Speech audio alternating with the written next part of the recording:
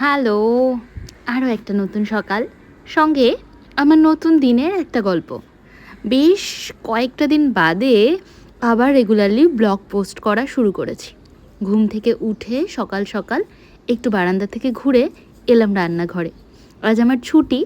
অনেকেই হয়তো মনে করো ছুটির দিনে বেশ খানিকক্ষণ রেস্ট নিতে পারি আমি, কিন্তু না, মর্নিং শিফট থাকলে তো প্রায় 5:30 পৌনে 6টার মধ্যে উঠে পড়তেই হয়।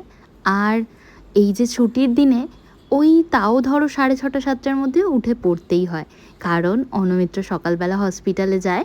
তো ওর জন্য কিছু ব্রেকফাস্ট বা লাঞ্চের জন্য কিছু জিনিস আমাকে গুছিয়ে দিতেই হয়, কারণ তরকারি বা অন্য কোনো কিছু তো রাতে বানানো থাকে, বাট রুটি বা সাথে যা খাবে সেইটা আমাকে সকালে তৈরি করেই দিতে হয়। রান্নাঘরে এসেছিলাম অনমিত্রর জন্য বানাতে লাঞ্চ, এসে দেখলাম বুড়ুর জল কাল রাত্রে ফুটিয়ে রেখেছিলাম। জলটা ঠান্ডা হতে এখন বেশ খানিকটা টাইম লাগে, বাইরে যা গরম, তাই সেটা ঢাকাই ছিল। এখন সকালবেলায় একটু বোতলে ভরে নিই। বুড়ুর জল আমরা কাচের বোতলেই স্টোর করি, কিন্তু খাওয়ার সময় খায় ছোটো ওই অ্যাবেন্ডের ফিলিপসের যে বোতলগুলো আছে ওখান থেকেই। কাচের বোতলে জল রাখলে বেশ খানিকক্ষণ সেটা ভালো থাকে, কোনো রকম গন্ধ হয়ে যাওয়ার ভয় থাকে না। তবে এই 2 বোতল জল ও একদিনের মধ্যেই শেষ করে ফেলবে। চলো এবার চটপট রান্না শুরু করে দিই। করব হচ্ছে fried rice, egg fried rice.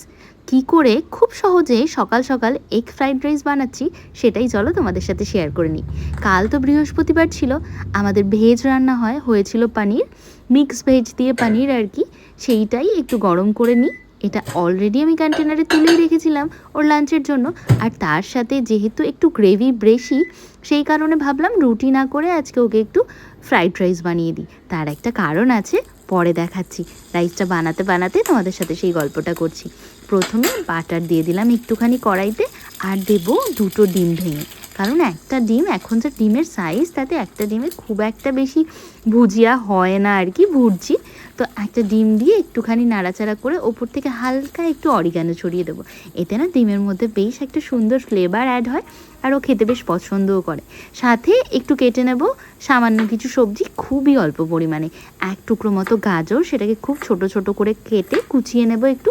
সাথে একটুখানি দেবো তোমার ক্যাপসিকাম, তবে গ্রিন ক্যাপসিকাম আজকে আর ঘরে নেই, একটা রেড ক্যাপসিকামই আছে।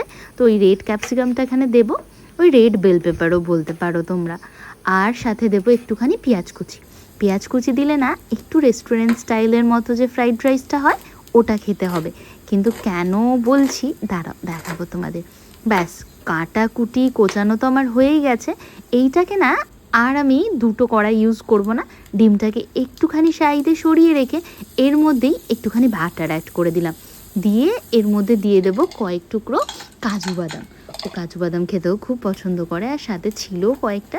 দিয়ে একটু হালকা নাড়াচাড়া করে নিয়ে ওপর থেকেই কেটে রাখা সবজিগুলো ওর মধ্যে অ্যাড করে দেবো।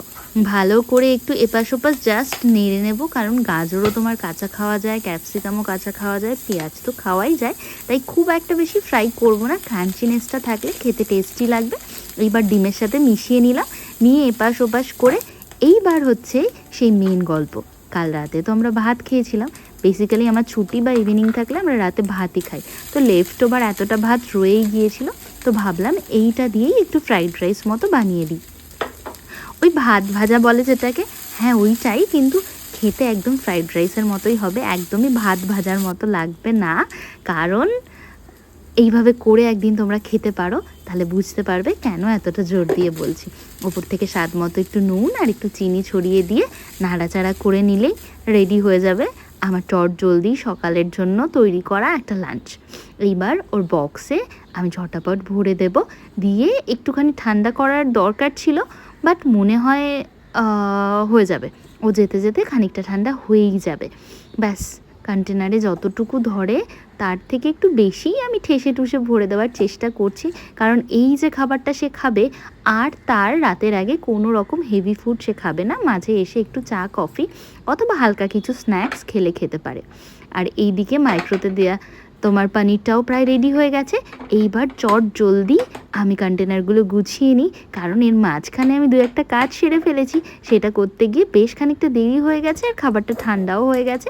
তাই জন্য ছটাপট এবার ওর লাঞ্চ বক্সটা আমি ওর লাঞ্চ ব্যাগে ভরে রেডি করে দিই। একটা চামচও সাথে দিয়ে দিলাম, কারণ হসপিটালে হাত দিয়ে খেতে খুব একটা স্বাচ্ছন্দ্যবোধও করে না, চামচটাই ইউজ করে। এইবার চলো তাড়াতাড়ি বাইরে যাওয়া যাক। ওইদিকে অনুমিত্র প্রায় রেডি হয়ে গেছে, আমি বেরিয়ে ওর লাঞ্চটা দিয়ে দিলেই ও বেরিয়ে পড়বে হসপিটালের জন্য। লেট করে যাওয়াটা ও একদমই পছন্দ করে না, সময়ের মধ্যে হসপিটালে পৌঁছানোটা ওর একটা স্বভাবে দাঁড়িয়ে গেছে। চলো আজকে আমার মর্নিংটা তো এইভাবে শুরু হলো। তোমরা কে কীভাবে মর্নিং কাটালে বা শুরু করলে আমায় জানিও। আর তোমাদের আমার ব্লগ যদি ভালো লেগে থাকে please do like, comment and share. আর যদি ভালো না লাগে তাহলে প্লিজ ইগনোর। কেমন লাগলো আমাকে কিন্তু জানাতে একদম ভুলো না।